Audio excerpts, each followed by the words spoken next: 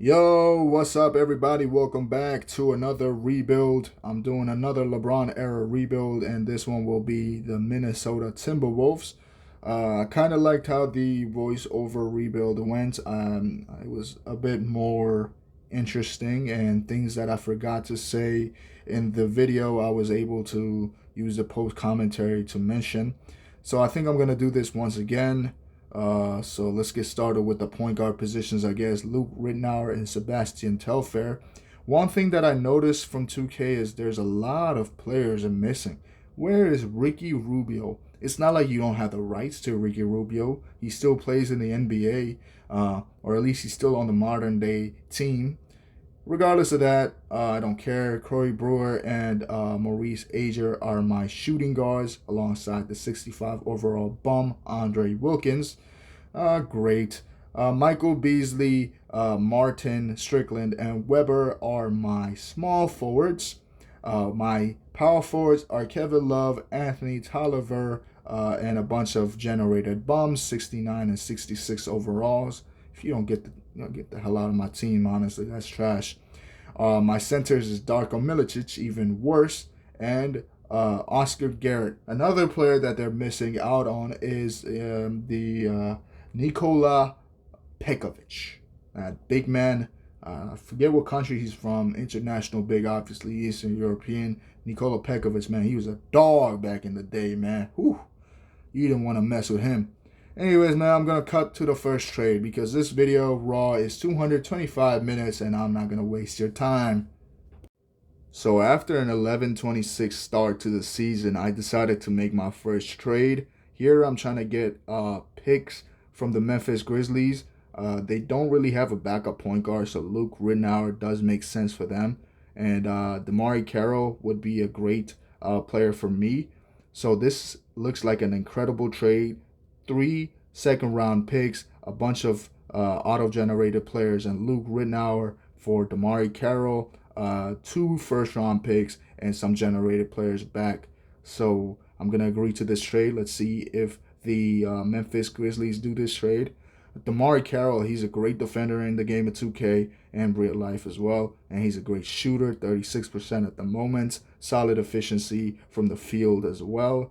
2 first-round picks. This is a no-brainer. Luke Rittenauer is a great point guard, don't get me wrong. But if I can get 2 first-round picks and DeMarre Carroll out of him, that's a win-win trade for me any day. So after doing that trade, I kind of had a hole in my roster. It was not great. So I decided to go up and get this 27-year-old big man, 7'1". He's from Purdue. He also plays in the G League. He's injured, but he still has an A+ defense in the post. So I gave him a 1 year, or I think I gave him a 2 year minimum deal or something like that. Yeah, 2 year, $750,000 deal, and he happily accepts. Yeah, my team is garbage. Milicic was out for a while, and I'm approaching that trade deadline sitting at a beautiful record of 11-26, sitting at the 13th conference rank. Here I'm trying to trade away Corey Brewer, who has very solid ratings, and also Anthony Tolliver. And I'm trying to see if I can get Drew Holiday on my hands. We'll see if that's a possibility or not. I'm also going to try to get Channing Frye to match up the contracts because I really don't want to get those generated bums. To be honest, Drew Holiday, 20 years old, he doesn't have the highest trade value, so maybe it's a possibility. We'll see what's possible here. I am going to throw them Memphis's first-round pick, which will be about.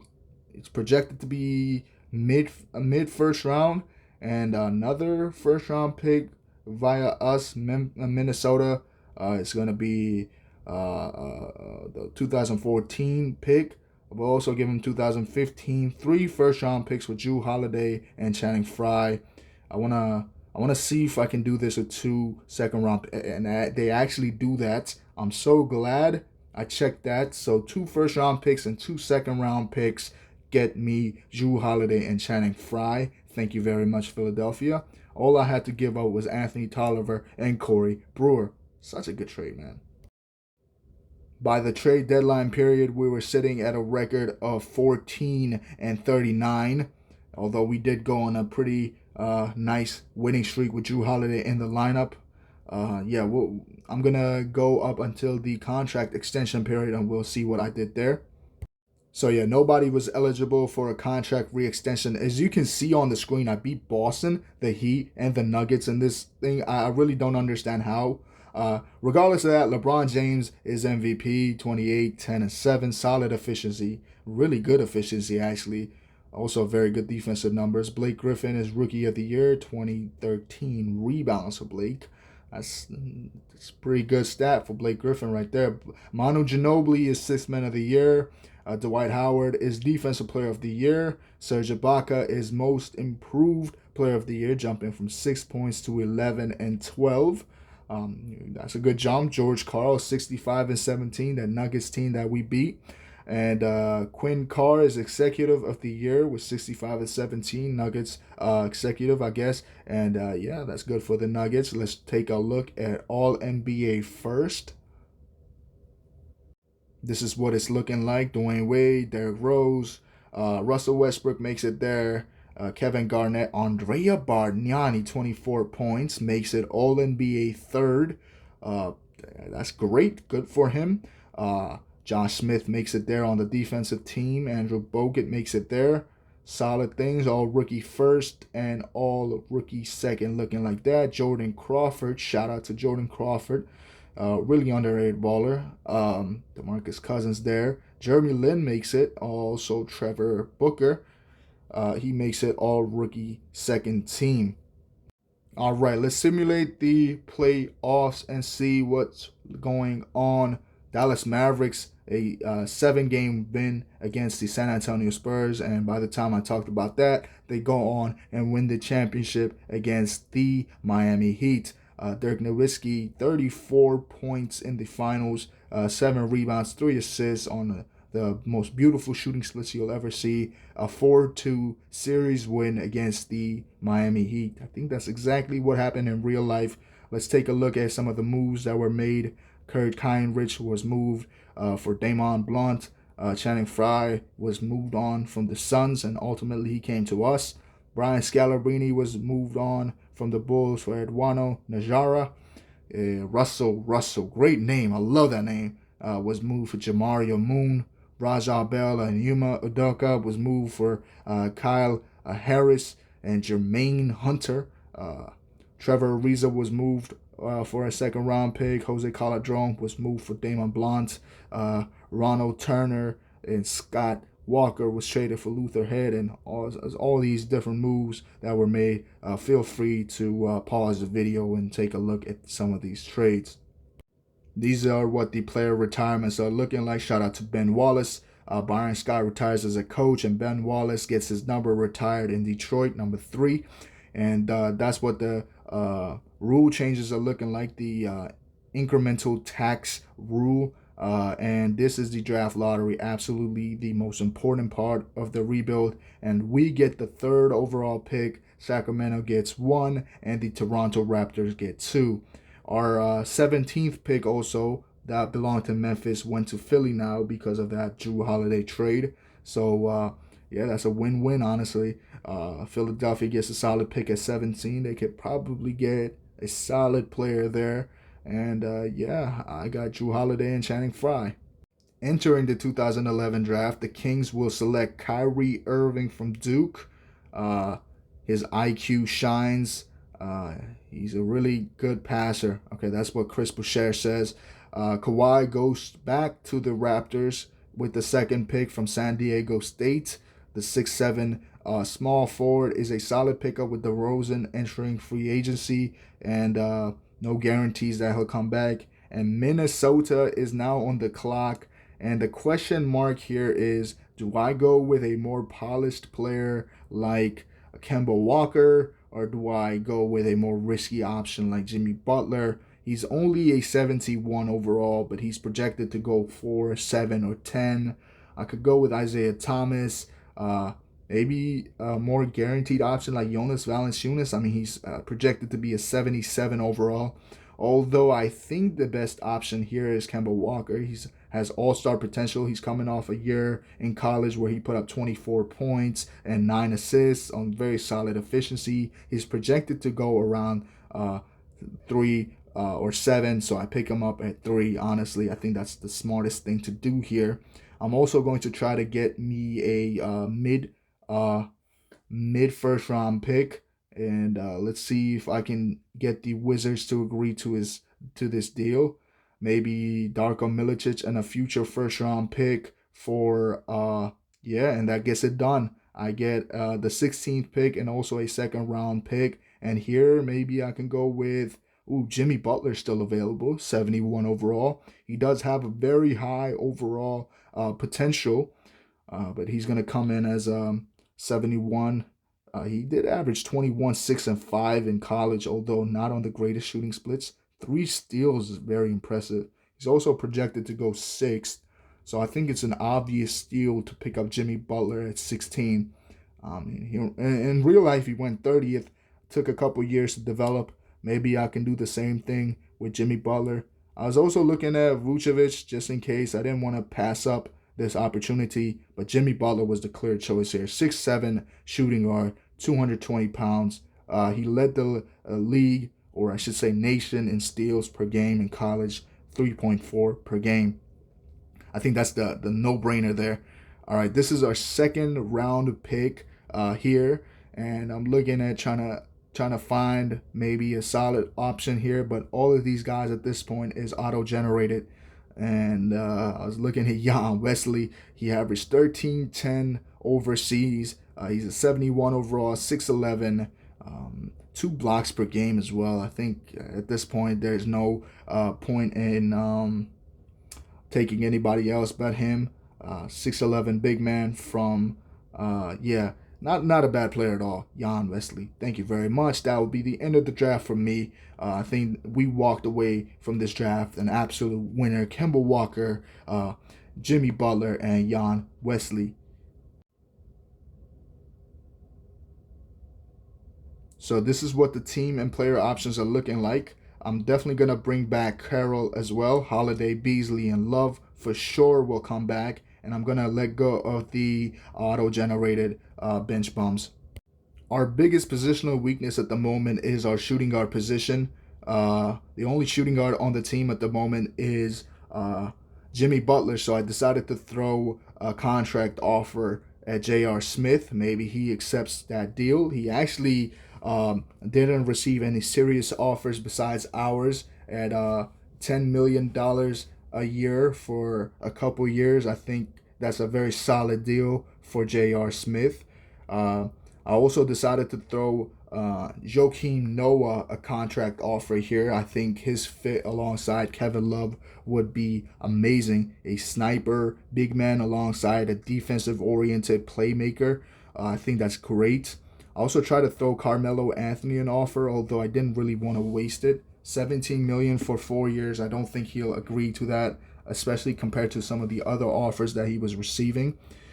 Al Horford is basically the same thing with Joakim Noah. He's also a big defensive player, although he stretches the floor much better than Joakim Noah does. Unfortunately, it seems like he's not going to sign with us. He opted for the Pacers contract. Joakim Noah does prefer our contract the most. The issue with him would have been, does the Bulls match his contract? So I can only afford one or the other, and I decided to go with Joakim Noah. The only thing now is, does the Chicago Bulls match his contract offer? And they don't. So Joakim Noah, welcome to the team.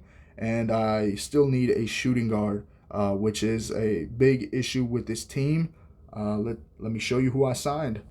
I saw a familiar face in the free agency, Danny Green. He's 24 years old, solid two-way player, good shooter, good perimeter defender. I also gave Rudy Fernandez a 2-year contract, and both of them signed. That's great. So one of them can run small forward, and one of them can run shooting guard.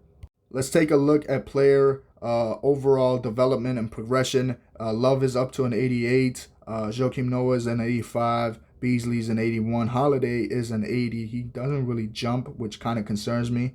We do have Kemba Walker just in case. Carroll jumps up by 2, which is amazing. Green jumps up by 2. He has an A- 3-point shot and then also an A- perimeter defense. Jimmy Butler is going to make great leaps as a developmental piece, 70 overall. Jim Terry makes a jump, 68 overall now. Doesn't really matter. We'll sim to the next year, and that's basically what the team looks like. I'll catch you up when I make a move. So about 2 weeks into the season, we are sitting at a record of 5-3. The Phoenix Suns offered me this deal for Steve Nash and Johnny Lawal. Now, I kind of played around with the trade offer until I was able to get them to give me a first-round pick, future first-round pick from 2016. And Steve Nash is a tremendous upgrade, although he is also tremendously older. I also get Hakeem Warwick out of this trade for some of my bench bums and a second-round pick. So I wanted to see if the Phoenix Suns would do that, and they did. Steve Nash is now my starter alongside Jrue Holiday, and Jimmy Butler, for some reason, was getting the starting nod. And to be honest, he wasn't playing terribly as a rookie, 6 points per game on 10 minutes per night. But I still wanted to bring him off the bench for a more established player like Michael Beasley. Nearing a week away from the trade deadline, we was only 35-14. That's not a terrible record, and I was trying to see what kind of upgrades we can make. So I decided to try to trade up for DeMar DeRozan, Jimmy Butler, and 3 future first-round picks for DeMar DeRozan straight up. Jimmy Butler's potential was great. Actually, I did do 4 instead of 3. But DeRozan's overall was much better and much better for the future. So done deal. And I don't regret that trade. He's an 84 overall, 22-year-old. So he does have growth to become maybe an 88, 89 overall player in the future. And I think that's a great deal. Waiting for Jimmy Butler to hit his peak might make my hair gray. Since Steve Nash is my only point guard at the moment, I decided to try to trade up for a solid backup point guard. And Beno Udrih caught my eyes because he is currently on a team full of young players. So I think the Kings could use a pick from us. And also, Kyrie Irving is on the Kings. So clearing up way for Kyrie to become a full-time starter would make a lot of sense. So the Sacramento Kings agreed to a trade. Danny Green, Jan Vesely, and Hakeem Warwick for Beno Udrih and Lucas Singleton, who is a salary dump. And they do agree to that trade. I didn't have to give up a pick, but I did make my rotation very solid. Beasley's off the bench alongside Fry and Udrih. Carroll is doing great things, and some of the G League players that I picked up are doing good as well. All right, we do have one more week left until the official trade deadline, and I was definitely trying to get more 80 overall bench players. Fernandez was out for a while, and making all these trades did leave a hole in my roster. So let's go out to the G League and see what we can sign. So the deal that I was looking for was Channing Frye and a first-round pick alongside a salary dump player. And Greg Oden stood up to me. He was averaging 13-13 with the Charlotte Bobcats. And that worked out. That's exactly what they wanted, and that's what I wanted as well. A win-win trade. 24-year-old big man coming off the bench is amazing. 81 overall. His numbers are bound to go down as a bench player, but I'll make sure he receives enough minutes for him to be happy. In the free agency market, this guy's name immediately caught my eyes. Joseph Chris. He has an A+ 3-point shot and also solid perimeter defense, a 6'3" shooting guard. He is a bit undersized there, but that doesn't really make a difference. He's only going to get about 7 minutes per night anyway, while some of my other players like Joakim Noah and Fernandez battle their injuries. So let's continue simulating and see what happens. I needed another roster spot filled up, and I saw this guy, Arnoldus Indra He has an A+ 3-point shot and also an A defense, A playmaking, and his attributes caught my eye, and I signed him to a 2-year deal. He's a good player.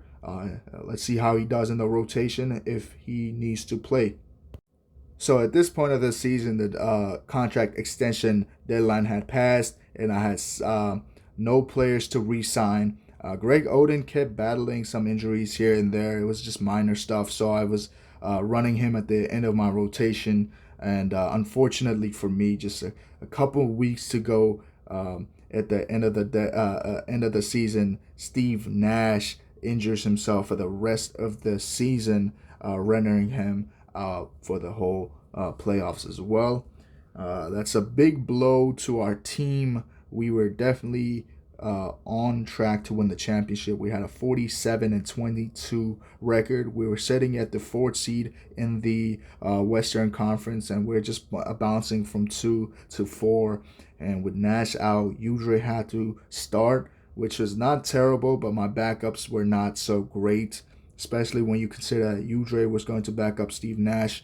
Yeah, we were the 2nd seed, and we were pretty much far behind from the 1st seed, OKC Thunder, but there were a couple teams that were very close to us. But yeah, ultimately I decided not to risk more injuries. I would rather be the 4th or 5th seed and fight for home court advantage in the playoffs rather than have to deal with another major injury. Especially when I saw that twisted right knee, I kind of freaked out. So I brought in a few two-way players from the G League, and I gave some of the younger G League players a chance for them to prove themselves. Here I'm going to go sign those players. I try to bring in 3-and-D guys that maybe I could use next year as well as some backup options. I gave Philip Early a 2-way contract, solid player there. I gave Ray Cooper. He's a good shooter there. I also gave Robert Burns. No, I gave, let's see, Reed Jeffries. I'm just looking at some of these players, and I think I went with Mac Henry. Yeah, he's a sniper.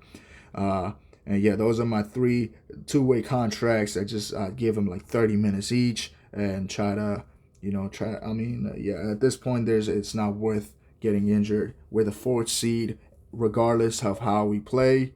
And we'll just meet up at the end of this season. We have the 4th seed, and the last game of the season is against the Oklahoma City Thunder.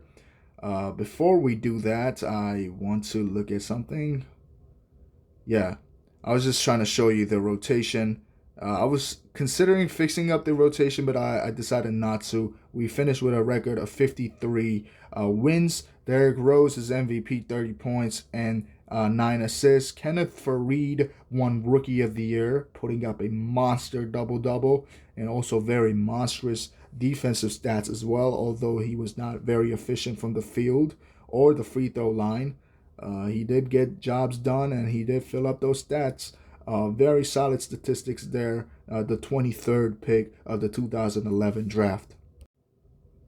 Ty Lawson won 6th Man of the Year, 14 points and 6 assists. Dwight Howard repeats back-to-back Defensive Player of the Years. James Harden wins Most Improved Player of the Year, going up from 12 points to 21 points per game in Oklahoma City still. Scott Brooks and Nathan Source both get Coach of the Year and Executive of the Year, both of them representing the Oklahoma City Thunder. Let's take a look at All-NBA First Team. Nothing surprising here. All-NBA Second and All-NBA Third. Josh Smith makes it there. He also makes it All-Defensive Team.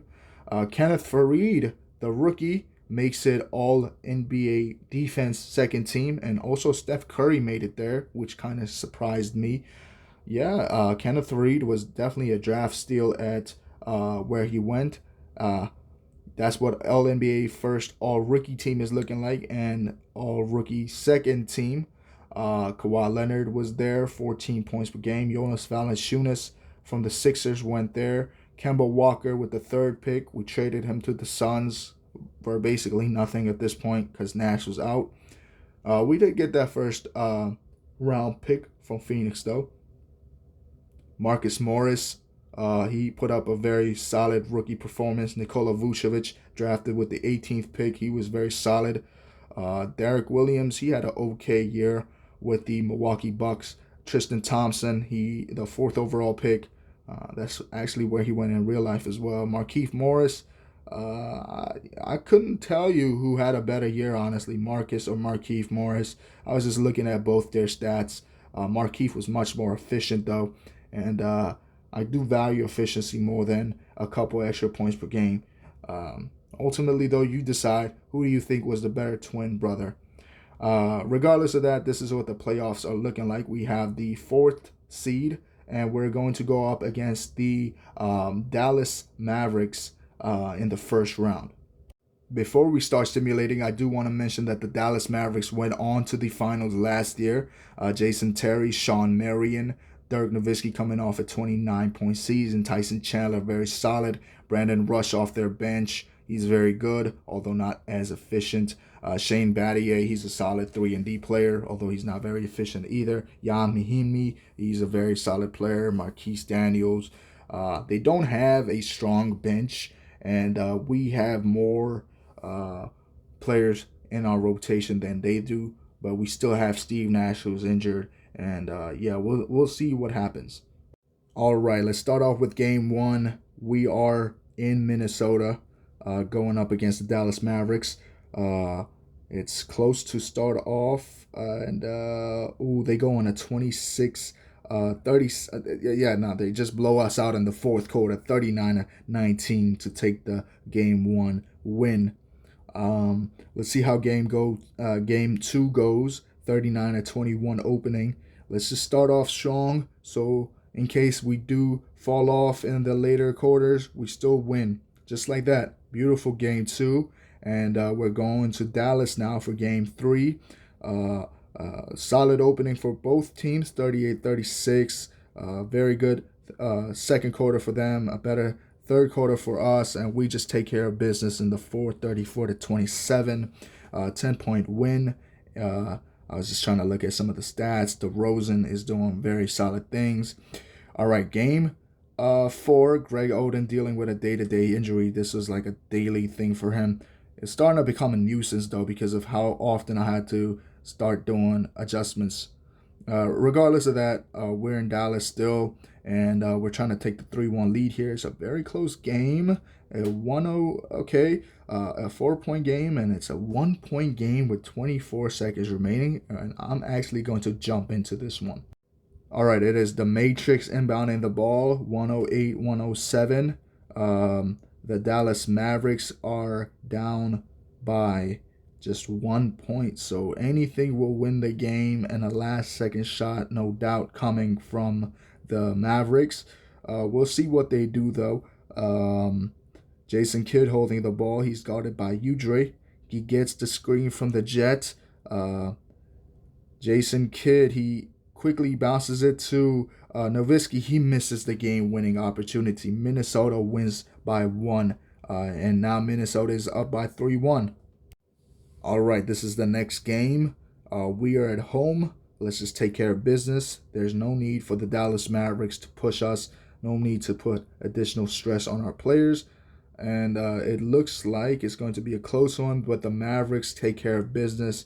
Now on to the next game. Dallas at home. They jump on a solid lead at home, although we do come back in the second quarter. A solid third quarter run and a better fourth quarter run. It's actually close now. They're coming back a little bit. It's a 2-point game with 48 seconds. I'm just going to jump in. I don't really care. Let's see how we do. 43 seconds remaining. We go all the way inside. Missed the layup. Chandler with the rebound. That was a tough shot, honestly. Kidd bringing it up the floor. Gives it up to Terry. The 3. Oh, it rims in and out. Just slightly a miss. That was a bad defensive coverage. And Nowitzki is going to foul the shooter. 2 shots going to come up. And let's see how we do. Michael Beasley at the line. And let's take advantage of that. 2 shots coming up. The first one is good. And let's see how the second one The second one is off. It's still a one possession game for Dallas. The Matrix bringing it up the floor, gives it up to Terry. The layup is good.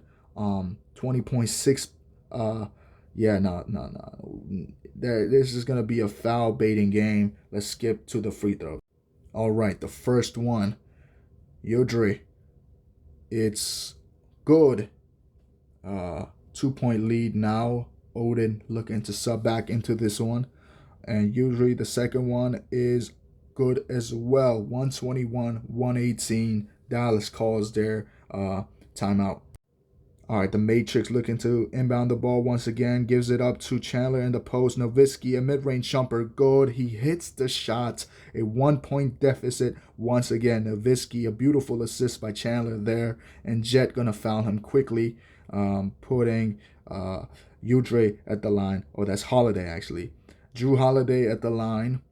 A chance to make some icy free throws here. And both of them sunk in by Jrue, trying to send the Dallas Mavericks on holiday. It's been a very solid back and forth game. Terry giving the ball. 14 seconds remain in this game. Nowitzki cutting wide open. The defensive miscommunication. It was so trash. 10 seconds remaining. 1-point lead once again. Udrih is fouled. Kid, the foulee, I guess. I don't know. Either way, Udrih at the line. The first one is off. Ooh, that's a tough miss, especially when it's so clutch, the situation. The next one is a must make. Udrih, 9.7 seconds remaining for Dallas to cook up a play. Timeout once again. 9.7 seconds remaining. Kid giving the ball once again. The screen and the illegal screen by the Jets.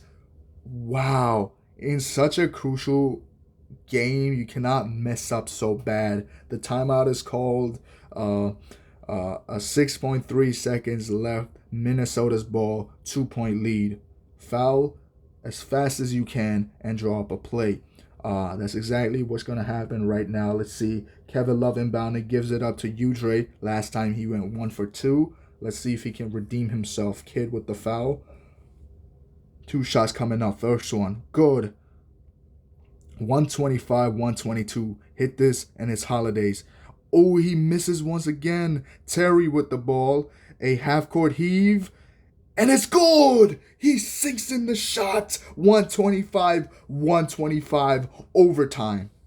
Completely unbelievable. 47-40 fourth quarter run puts them at overtime. Regardless of that, it's only 20.1 seconds remaining in OT right now, and Minnesota holding on to a 2-point lead. Holiday's fouled by Brandon Rush.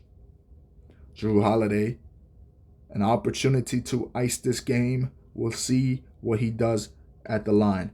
First one, good. Jrue sinks it in.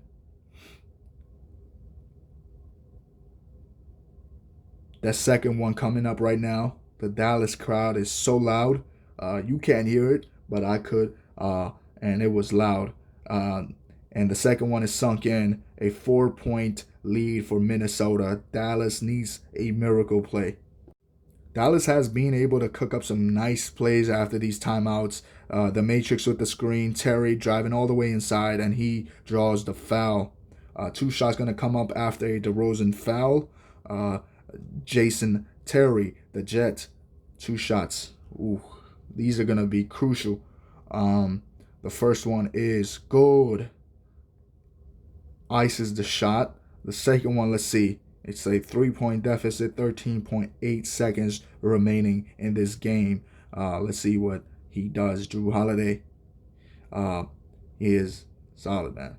Jason Terry sinks in the second shot. Good. 138-136, and Holiday is fouled once again. That's exactly who I want taking the shot, especially after what Beno Udrih did to my heart, missing 2 crucial free throws that we should have won that game. Rush puts Holiday on the line, and Jrue trying to send the Dallas Mavericks on that holiday resort, Cancun.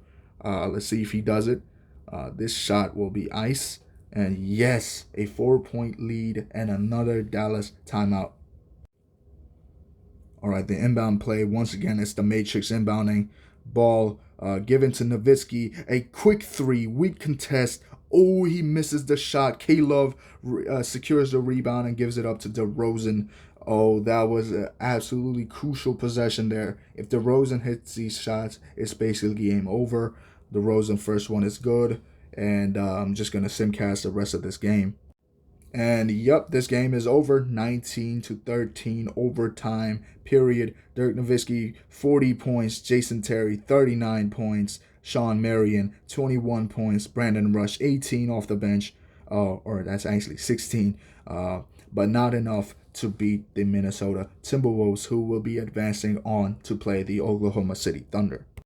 Let's quickly take a look at this Thunder team that 4-1 beat the San Antonio Spurs. A 92 overall Russell Westbrook. They also have a Jeffrey Towns at power forward. He's not really that good. I want to quickly make sure that Kevin Love is at the power forward position, and Joakim Noah will unfortunately miss some time with a left ankle sprain, 2 to 4 weeks. Best case scenario, he's back up around game 6 or 7. Worst case scenario, he'll miss some time in the Western Conference Finals. And we definitely do need Joakim Noah's defensive presence, especially against the star-studded Oklahoma City team. Let's start simulating game 1 at their home court. And a solid quarter from both teams. We are starting to fall very much behind, and a big 13-point loss at the Thunder's home court. Accidentally started simulating this game, so let's skip that. All right, so we're still at the Thunder's home court for game 2, and we open ahead of them actually, but it's still a very back and forth game, and the Thunder take a very big fourth quarter lead, and they just don't look back after that. Unfortunately, now we're down 2-0. We're definitely missing out on the presence of Nash and Joakim Noah. Either way, I made some roster adjustments, and now it's time for a home game against the Thunder. They've had our numbers for the last couple games, and unfortunately, it's still a very back and forth game, and they just take the 3-0 lead against us. Yeah, we're missing our 2 key players, technically our 2 best players, if you look at the ratings. This is a blowout game, which kind of gave me some false hope. We'll see if we can capitalize on that, because a 3-0 comeback in the game of NBA 2K is not unrealistic. So a 28-point win there. Going back to Oklahoma City, it's going to be a tough win, but if we can capitalize on the win, especially that 41-29 opening, that'll be great. They creep up back in this game, and they just take the game after a 16-24 fourth quarter run. San Antonio beats the OKC Thunder in the Western Conference, and they are going up against the Miami Heat, the Spurs, and the Heat rematch. That's the real life battle, and the Heat win the NBA championship. Shaq retires. Shout out to Eric Dampier from the Thunder retiring. Nazir Muhammad, Antonio Daniels retires. Yes, solid retirements here. These are the coaches that retired. Shaq and Jason Kidd make the Hall of Fame. And lucky for me, Steve Nash will come back for one more year. All right, so let's do the draft lottery. The Utah Jazz win the first overall pick. The Hornets had a pick. It doesn't matter, man. I don't have a pick here. So let's just go to the draft. Maybe I can make a move or two to acquire a pick. We'll see. All right. So I'm going to try to trade Rudy Fernandez. Maybe he's kind of the odd man out. Yeah, Drew Holiday is definitely keeper. Nash, I'm going to keep him. I really don't know. We'll see. I think Rudy Fernandez is the odd man out. He is 27 years old. He didn't really play that well in the playoffs as well. So I'm trying to see if I can get either a mid first round pick Let's see, the Spurs will give me their player. Definitely not Tim Duncan. Let me see if I can get a guy like maybe Yansu Batsu. He's only a 1-star compared to Rudy Fernandez, 2-star. Unfortunately, they don't really want to do that with me, so I'll keep looking. I want to get at least one first-round pick. I will settle for a second-round pick if I need to, which is okay, I guess. Let me see if I can get Kenneth Faried. Unfortunately, the contracts won't match up. So maybe I can try Carter instead, Ronald Carter. 66 overall in a first round pick. Unfortunately, doesn't seem like that's gonna work. Um, yeah, I'm trying to see if I can just get a second round pick, and I do. It's going to be an early second round pick, and with that early second round pick, I can probably draft myself a solid guy. Kendall Marshall is a solid point guard available, C minus. Evan Fournier is also a very solid player, C plus shot coming into the draft. Solid player, C minus overall. There's also Jeremy Lamb here. He's C pluses across the board. Shooting guard, small forward. Although he's pretty trash efficiency. He did play only one game though. So it's either Jeremy Lamb or Evan Fournier. And I chose Evan Fournier, 6'6", 200 pounds from France. And the Utah Jazz actually selected Dion Waiters first overall over Anthony Davis. Whatever gummy bears Dion Waiters was on, the Utah Jazz front office might be on as well, because that's absolutely absurd. I think Michael Kidd-Gilchrist would have been a better first overall pick than Dion Waiters. That's just absolutely a terrible pick, man. A waste of a first overall pick. Draymond Green went 12th to the Atlanta Hawks. I'm still baffled by that. That's so dumb. Regardless of that, let's sign our player, 70 overall, Evan Fournier. Welcome to the team. Beno Udrih accepted his player option. That's great. I'm going to bring back DeMarre Carroll, DeRozan, Jrue Holiday. Welcome back to the team. Some of the players that I signed via the two-way contracts and also the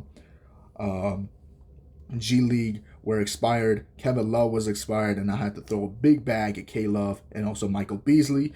So I'll just cut to when I offered them a contract. Michael Beasley was only seeking a 3-year, $5 million deal, and I threw him that contract. Kevin Love is also about to sign with the Orlando Magic, and lucky for me, I was able to match it because he was a restricted free agent, 4-year, $62 million deal.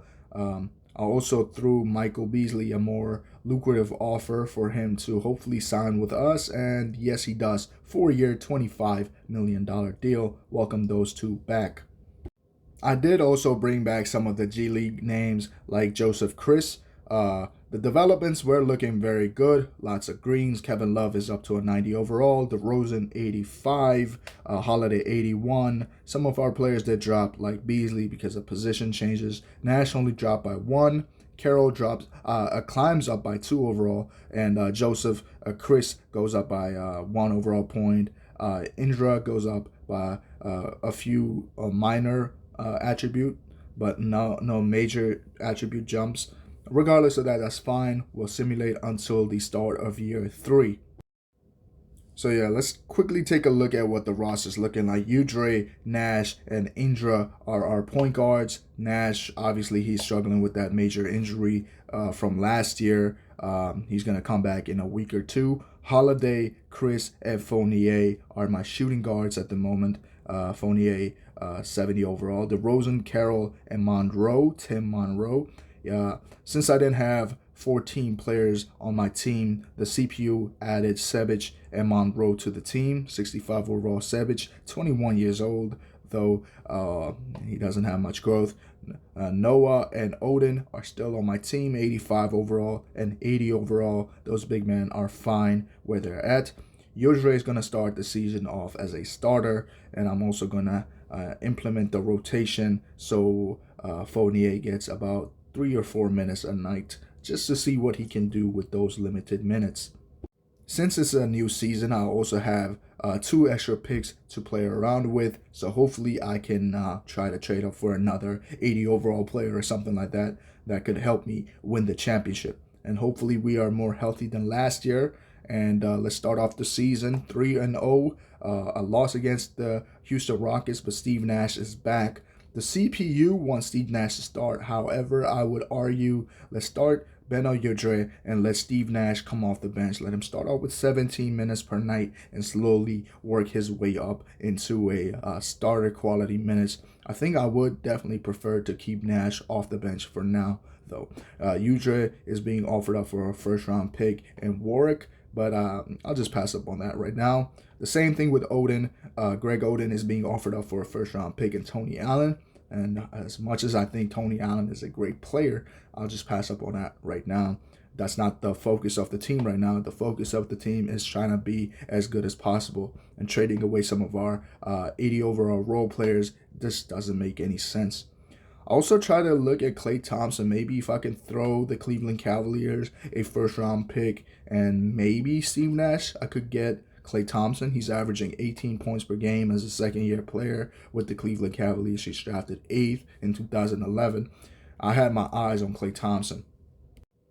After trying to build my own trade for quite literally 30 minutes, I gave up and used Trade Finder. In case you don't know me, I hate using Trade Finder because I think it's too cheap. It gives you too good of an offer. And look at that offer.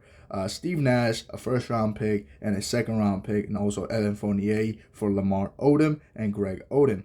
This trade does provide us with too many big men, so I'll have way too many big men there, although I could trade Greg Oden, who was injury-prone last year. He kept getting like day-to-day injuries, which kind of pissed me off. So Greg Oden is definitely on my trade block now. 25 years old compared to Greg Monroe's 22. They're also pretty much similar in the way that they play the game. So Greg Oden could definitely be moved for a backup guard, which I kind of lack now.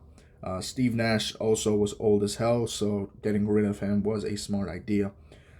Let me see if this trade is doable. Greg Oden for Lou Will. I was trying to fleece a pick out of them, and unfortunately that didn't work. So I gave him Joseph Chris, who was actually a very solid 3-and-D player, and alongside Greg Oden for Lou Will, 79 overall, backup shooting guard. He has an 8-3 shot, and my small fours are great as well. DeRozan, Odom, Carroll. I was trying to see if I could maybe move one of those two in that trade, and let's see if I found something or not. All right, so I decided to trade Finder this guy Arnoldus Indra, a 71 overall G League point guard, and this is why I don't like trade Player Finder, because I was able to get a protected first-round pick. Yeah, that's not bad. That'll help me out in trades in the future for sure. And also after making these moves, I was kind of short at some of the positions in, especially in the point guard department. This guy's an A+ 3-point shooter and also an A defender and a very solid playmaker. JJ Redd, welcome to the team. I also wanted to see if I could trade JJ Redd immediately. We just signed the man, but let's see if we can trade him alongside DeMarre Carroll and this first-round pick that I just got. I did get a lot of very solid offers. Boris Diaw was very intriguing, although I didn't really need a power forward. The same thing with Wilson Chandler. I didn't need a small forward, so I kept looking. Let's see if there's anything interesting that pops up. Honestly, I didn't really like anything I saw, and I'd already wasted about 35 minutes trying to find the perfect trade. So I just went on and signed the center I had last year, Alexei Purdue. He was solid for the minutes that he did play. And let's just simulate until the end of the season or until something interesting happens. Let's pass the trade deadline. We're sitting at a record of 47-7. We're first in the conference.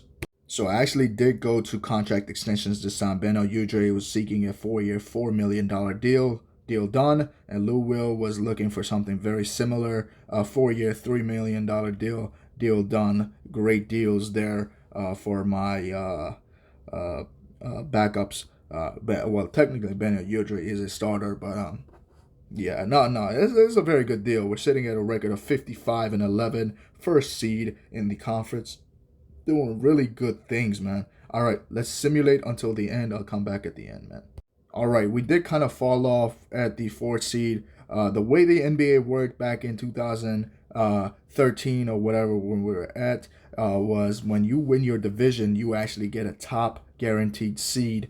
And so because of that, even though we had the second best seed in the Western Conference, we were fourth because we wasn't the best in the division. The Thunder were. Regardless of that, since we was basically stuck at the fourth roster spot anyway, at this point I decided to sign my two-way players and play them about 40 minutes a night so my main guys don't get injured. I don't want a repeat of the Steve Nash incident from last year. So yeah, we finished with a record of 63-19. Russell Westbrook wins MVP, 26 points per game and also 10 assists per game, 2 steals, very efficient shooting.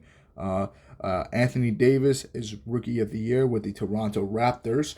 Kemba Walker is Sixth Man of the Year with the Phoenix Suns, averaging 20 points per game. Dwight Howard is Defensive Player of the Year. Back-to-back now with Golden State. Dante Green is Most Improved Player of the Year, jumping up from 11 points to 20. Scott Brooks and Nathan Soar secure it for the Thunder. Once again, first team All NBA, Boogie Cousins is there. All NBA second and third, Pau Gasol. Kevin Love made it. Surprisingly, this was his first appearance in All NBA team. And good for him. Kevin Love, 2013, he makes it. Two-time All-Star as well. 25 points per game. He's feeling ecstatic with the way things are being handled. That's great, man. I'm very happy for Kevin Love. All defensive first and all defensive second. Tyrese Thomas makes it here. Very interesting. You just don't see that name every day. Regardless of that, DeAndre Jordan also made it. Very good for him. Paul George, Derrick Rose, John Wall, a lot of young guys there. Damian Lillard, all rookie first team and all rookie second team. I still can't believe Dion Waiters was picked ahead of Anthony Davis and everybody else in this draft class. That's absolutely horrendous. Regardless of that, we're sitting at the 4th seed because of the stupid division conference rule. So we're facing off against the Sacramento Kings and Kyrie Irving, DeMarcus Cousins, Omri Casper, very solid team. Danny Green is there as well. He was on our team for a little bit. Very solid team. They also have Tyreek Evans, very top-heavy team. And I was just looking at the Thunder as well. I hate that Thunder team. They're going up against the San Antonio Spurs, though, which is good for me. Hopefully, the Thunder will bang up against the Spurs. Hopefully, a couple injuries happen or something like that. And we can take advantage of that. Anyways, man, I'm a do my adjustments and I'm gonna come back for game 1 against the Sacramento Kings. All right, game 1, we're at home, a 37-29 first quarter opening. It seems to be a very good game towards us, and it's a 121-110 victory going back to Minnesota for game 2. 32-25 first quarter, 38-22. Amazing first half, and we're just not looking back. Amazing game, 139-96. We're going to Sacramento now. It doesn't change a thing. 44-18 opening, and we never look back after that. 148-114 win. We're doing very good things. We shouldn't even be facing off against this Kings team. We should be facing off the Rockets, but it doesn't matter. We're going back to Sacramento for game 4 and an opportunity to sweep them. And let's see if we do. And absolutely, it was blowouts every game. All right, we're playing off against the Thunder. I was hoping that them facing off against the Spurs would be tough for them. Unfortunately, they take care of business at 5. Now we're facing off against the Thunder. They got Bertans in the starting 5. Hopefully, Kevin Love can take advantage of that mismatch. They do have a pretty deep squad, though. They got a bunch of 77s off the bench. So it's a bit scary. They also got solid role players all around. we'll see if we can take care of business. All right.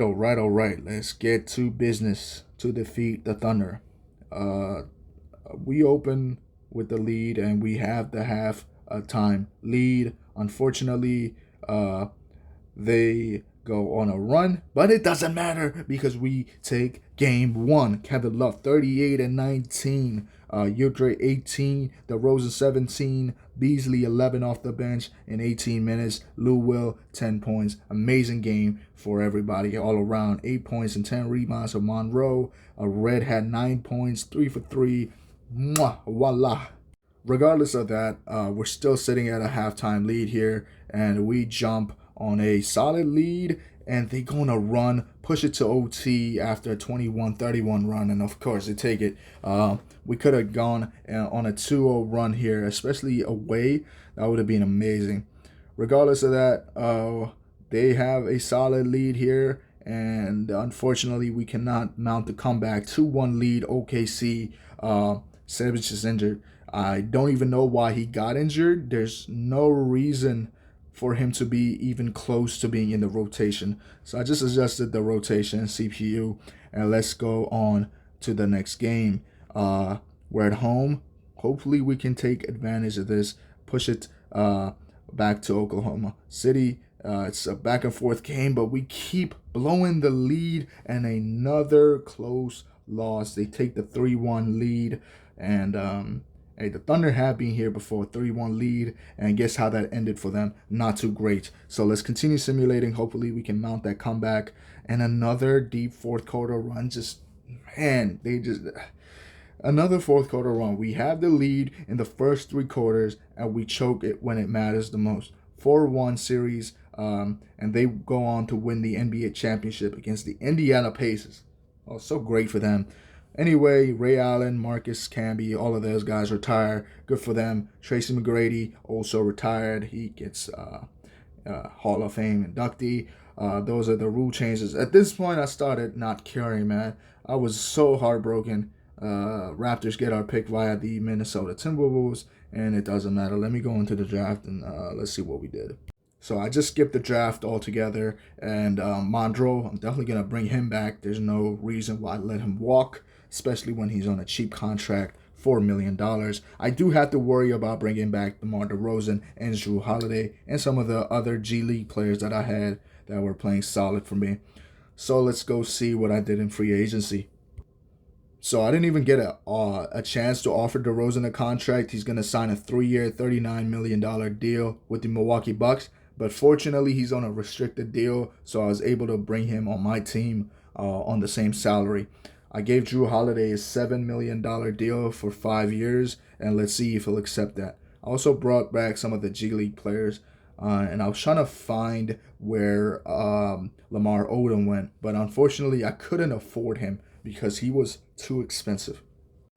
So yeah, I did bring back Jrue Holiday. I also brought back some of the G League players that I signed at the end of the season last year on guaranteed 2-year deals. Melvin Cassell played amazing in 30 minutes, so hopefully in 10 minutes when his number is called, he can play well. Kevin Love drops by 1 overall point. All right, so let's take a look at the team. Our point guards are Udre and Red.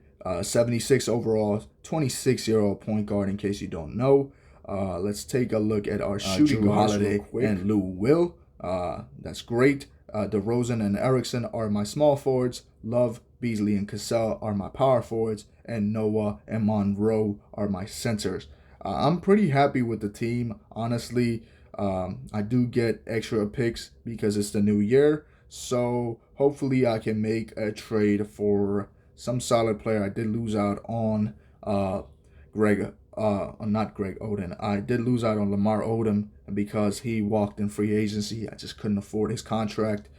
That's unfortunate. 2014 draft is loaded up. All right, let's go into the next season. I'll stop when I see something interesting going on. So about 8 weeks into the season, we're sitting at a record of 28-7, and we were offered a very interesting trade after this Greg Monroe injury. Jeremy Lamb and a first-round pick for J.J. Redd and a second-round pick.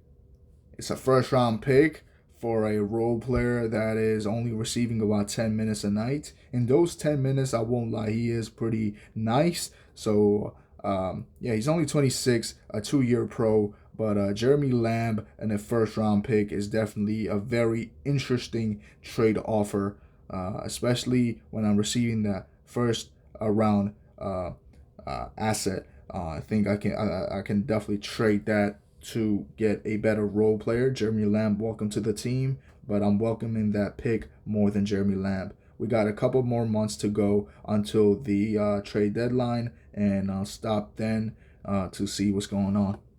So it's officially the trade deadline, and I did say I have my eyes on Klay Thompson. Now, how are we going to make the contracts work? I'm going to throw in Jeremy Lamb, and I'm also going to throw in Melvin Cassell. That makes the contracts work, and I also have 3 first-round picks to play around with, and I threw all those 3 first-round picks, and it worked out. I got Klay Thompson on the team, Jrue Holiday's on the team. I kept my main core, and I got Klay Thompson on the team. So what I should have done initially was put Holiday at the point guard and ran Thompson at the 2 full time. But what I did instead was put Thompson at the 3 and make him come off the bench, which is kind of stupid, honestly. I didn't realize I could do Holiday at the point guard until much later in the playoffs. I mean, it doesn't matter. I figured it out eventually when it matters the most. To be honest, it was a pretty cool lineup to have Beasley, Thompson, Monroe, Williams, and Erickson come off the bench. It's such a deep and powerful bench, the best bench in the NBA, no doubt. And yeah, at this point of the season, I decided to bring in all my 70 overall players from the G League and just run them like 40 minutes a night. To be honest, it doesn't matter. We're sitting at a record of 60-17, still the 4th seed because of that stupid division rule. Jrue Holiday had missed some time because of a major knee injury. He did come back right near April 3rd, and that's okay. We finished with a record of 61 wins. Russell Westbrook somehow wins MVP once again, 30 points, 7 rebounds, and 9 assists for the Brody on the great shooting splits. Giannis Antetokounmpo with the Cleveland Cavaliers is Rookie of the Year. Reggie Jackson is 6th Man of the Year in New York. Dwight Howard is Defensive Player of the Year. Trey Warwick is Most Improved, jumping up from 11 points per game to 22. Kurt Rambis, that's actually my coach, wins Coach of the Year in Minnesota. And Nathan Source, once again, wins Executive of the Year for the 18th time in a row. Regardless of that, that's what All-NBA first, second, and third looks like. Tyrus Thomas somehow made it All-NBA first. How in the world did that happen? I have no clue. To be honest, it doesn't matter. All defensive first. Tyrus Thomas is there, and also all defensive second. Yep. Kevin Love actually made it All-NBA second there. That's great. Tony Parker. All rookie. Actually, this is the all rookie team. Cody Zeller, Cliff Cassell. I've never heard of him. That's okay, I guess. Dennis Schroeder made it as a trailblazer. Facundo Campazzo, the most garbage efficiency you'll ever see from a player. Chris Little, solid things. We're still the 4th seed because of some trash rules by the association back in those days. It doesn't matter. I'm going to make my rotation come true, and we'll face off against the Portland Trailblazers. All right, this Portland team is very tough. They do got a lot of very solid players. Aldridge, Brandon Roy. They got Nicholas Batum off the bench. They also got very solid players. We do take game 1, though, blowing them out of the waters. Yeah. I did want to take a look at the Thunder team. I just wanted to make sure Kevin Durant was actually still with the Thunder since Russell Westbrook put up 30 points per game. And yes, Kevin Durant was there, and he did not make an All-NBA team, which absolutely makes no sense. James Harden is still there. Dante Cunningham and Jeremy Towns are their front court players. And that's good for me because there's no Serge Ibaka with the Thunder anymore. They can't afford all those 90 overall players. That's what you get, OKC. regardless of that, this is game 2 and a solid game for us, a 9-point victory. We're going to Portland now for a game 3, and they we take the 3-1 lead. Yeah, they push it back to 3-2, and let's simulate. Portland is up at the moment after a 24-15 opening. We do go on a 42-33 and 35-17 run to end this game and go up against the OKC Thunder for the third time this video. Hopefully this time it'll be different. We'll see. It's still the 1 and 4 seed matchup. The Miami Heatles get taken out by the Philadelphia 76ers. Very interesting. Yeah. We'll see what happens. The OKC Thunder took care of the Spurs once again. This time in 4 instead of 5. So yeah, well, let's simulate against the Thunder and see what happens. All right, game 1. We're in OKC. We start off with a 26-19 first quarter opening. Obviously, it's going to be a very back and forth game. They do lack that big man now. 121-116 win. Kevin Love is playing a little bit more banged up. And Klay Thompson, this is when I realized what I should do with him. Rather than making him off the bench, I should make him start. I still hadn't realized Klay Thompson's true powers as a starter. So I was bringing him off the bench, and they were blowing me out of the water. Oh my goodness, what an abomination of a score. A 40-point loss there. And this is when I decided to do what I had set my mind to. Jrue Holiday at the 1, Thompson at the 2, DeRozan at the 3, Love at the 4, and Joakim Noah at the 5. I think that truly unlocked a good basketball thing. I don't know why I didn't do that in the regular season or earlier, but I should have done it. Either way, it was a close loss. It's okay. Things like that are bound to happen. Regardless of that, a 1932 opening. And we are up very solid things and a good win to force game 5. And let's play that to tie up the series. I mean, we tied up the series last game. Let's take game 5. This is very important in any series, and it's a very back and forth game. Although we are going back and forth, I do got the lead, and we win. We take the crucial game 5. Let's just take game 6 away from them while we're hot. 2 games in a row for us. Let's just take care of business. We're at home. 33-23 fourth quarter run to get rid of the pain in my ass that has been the OKC Thunder. We got rid of them, and I just wanted to see the second round stats. Kevin Love, domination, DeRozan. I love what he did. Klay Thompson was on absolute fire. 50-50, 80 from the field. Kevin Love was 50-50, 90 from the field. It was just amazing series there. Now we're going up against the Los Angeles Clippers. Their guard play is not as good as ours.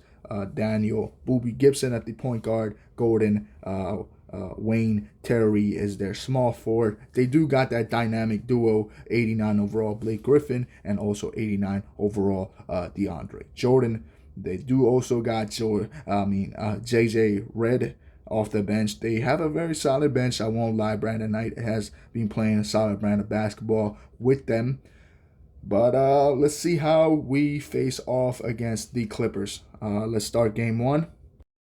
Because of the stupid seeding rules, the Clippers do have the home court advantage here. So game 1 will start off in Los Angeles, and we are down, although we do go on a very solid fourth quarter run, and we get the victory in LA. Game 2 is also in Los Angeles. Let's take care of business here. Let's steal their home court once again, and we go.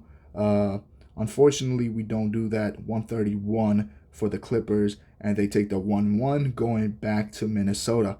We're in our home court now. Hopefully we have the advantage there, which we should. Regardless, it's a very back and forth game. 117, 126. They take the win by 5 points. Lou Will does extend his knee, but I mean, he only gets about 15-20 minutes a night anyway, so it shouldn't make too much of an impact on his play. We do jump on a big lead, taking the 2-2 back to Los Angeles. All right, in LA, this is game 5, a must-win situation, and it's a very back and forth game like it has been all series long, and we take the win going back to Minnesota. The Philadelphia 76ers will wait for us in the NBA Finals, and 43-28 first quarter run just makes us not even look behind. I'm just going to put some of the bench bums in just to avoid injury, just in case. 5 minutes, you never know. I don't want to repeat what happened to Derrick Rose in 2012 playoffs. Yeah, so let's just bring in the bench bums.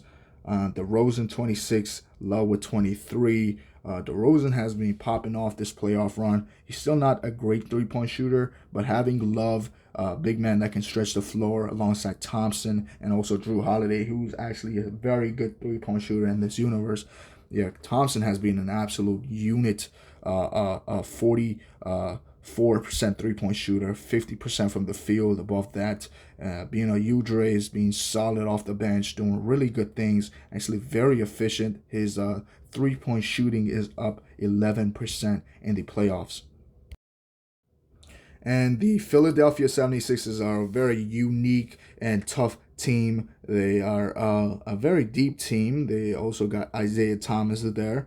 I looked at his per 36 numbers for like 2 minutes. I thought that's what he was averaging, and I kind of freaked out, although Isaiah Thomas is only a 74 overall, and he doesn't really play much in the playoffs, so that's lucky for me. He only puts up 0.8 points per game. Jeremy Lin is the main threat.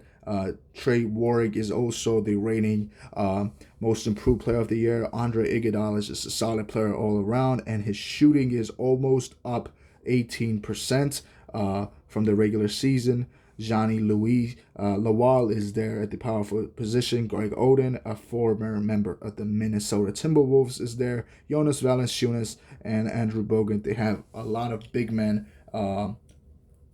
They have like 15 big men, and none of them play power forward. So that is kind of an advantage for me. They do got this guy, Kenneth Boyd. He's solid, although not great. Jermaine Taylor, he's a 40% three-point shooter. Isaiah Thomas, as mentioned before. They also got Michael Carter-Williams, Draymond Green, who hasn't played minutes in the playoffs, Tony Malone, and a solid rotation. I won't lie, it's a very solid team, and they take game 1. I meant to simcast it, but I skipped on simulate game. It doesn't really matter. Game 2, we do got the home court advantage in this series, and they did take one at our home court. Regardless of that, we tied up at 1-1 going back to Philly, and let's see how we do. Game 3, this is in Philadelphia. They start with a 32-25 opening, and unfortunately, they never look back and blow the ever-living shit out of me. It doesn't matter, honestly. It's a 2-1 lead in the finals. I do need to mess around with my rotation ever so slightly much. I decided to put Thompson back into the bench for just a game just to see how that goes. And a 33 first quarter opening for us. But the rest of the quarters went to the Sixers. They take the 3-1 lead. It's tough, man. It's really tough. So I decided to bring that rotation back. I put Holiday back in the starting lineup alongside Klay Thompson, DeRozan, Love, Noah, Beasley. And I gave more minutes to Klay Thompson. Hopefully that one game off the bench sparks some energy into him. And it seems like it did something to the team. 40-22 opening at home, an amazing first half, and even better second half. We just blow them out of the waters. Klay Thompson, 23 points, 3 of 4 from 3. Just a really good game overall. We cannot afford to lose any more games in this series. If we do, we go home. And let's see what's going on. A solid game. It's a very back and forth game. We're sitting at a small lead, 4-point game, 106. They're creeping back up, and it's a 1-point game with 15 seconds remaining. Let's jump in. We do got the possession. DeRozan looking to sub in, actually pass the ball in. That's what I meant to say. And Lou Will is fouled. I do trust Lou Will at the line. Hopefully he doesn't betray my trust. First one is, of course, I need to shut my mouth. First one is off.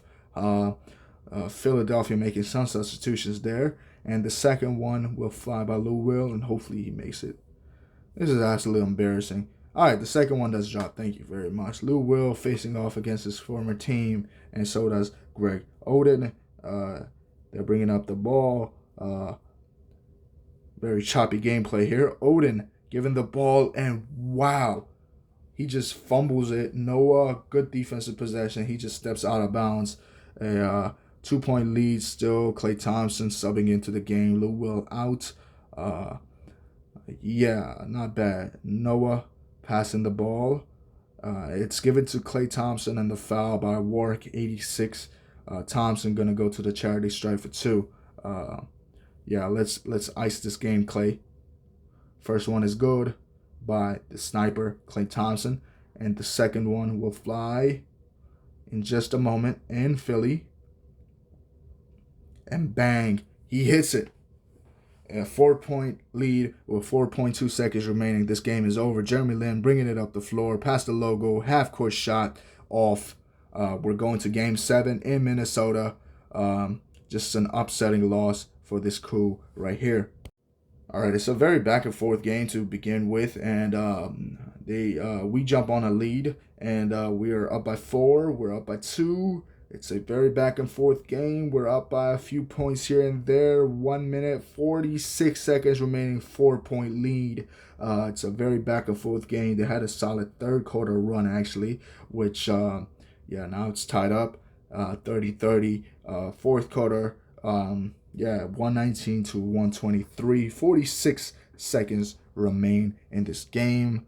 We're sitting at the lead. And if we do win this game, it will be a complete 3-1 comeback to win the championship. Thompson for the game.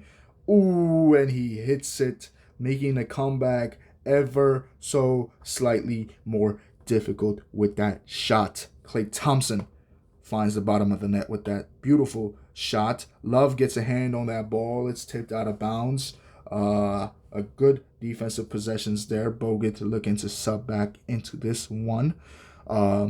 Let's see what is being played here. The gameplay is so choppy for some reason. Lin giving the ball in the corner. Gets a screen from Bogut to Lin. Gives it up to Bogut. Tipped all the way through. Bogut somehow retains it and puts it up over Kevin Love. Oden, he's been having a solid game in this game, especially against his former team. Udre is fouled, and he's going to be sent to the line. I'm still very upset about his 2 missed free throws from a couple seasons ago, although now he's more of an older, more established player. Udre at the line. The first one is going to fly, and it's good, and that's it. The timeout is called by the Philadelphia 76ers. We are up by 7 points, and let's just simulate to the end. And Udre holding the ball, 4 seconds remain, and Minnesota will be champions for the first time in NBA history. They get it done after 4 seasons with the new general manager. It took way longer than it had to. We honestly could have won the championship with Nash and Joakim Noah if we were healthy year 2, but it doesn't really matter. We get Klay Thompson. We get a lot of different people. Jimmy Butler we have for a little bit. We traded him for DeMar DeRozan. The Raptors actually have a very deadly squad. If we went back and looked at that team, they have a very solid team for the future. Monroe gets his ring. DeRozan gets his ring. Beno Udre gets his ring. Klay Thompson, Joakim Noah. Very good job done here. I think I built this team up for the future as well. Most of these guys are under the age of 30. Drew Holiday and Kevin Love also, of course. We got done with business. Klay Thompson holding the finals trophy, but I do believe Kevin Love was the guy that got the trophy. 23 points, 13 rebounds, 5 assists, 46, 47 from 3, and 93% from the free throw line. An absolute sniper. We get the business done against the Philadelphia 76ers. Man, thank you for watching this one. If you have another team you would like me to tackle on in any different era, it doesn't have to just be the LeBron era, or if you want me to go back to a certain 2K and try to rebuild your favorite team, just let me know in the comment section below. With that being said, oh man, my voice is completely cooked. I'll see y'all in the next one, and peace.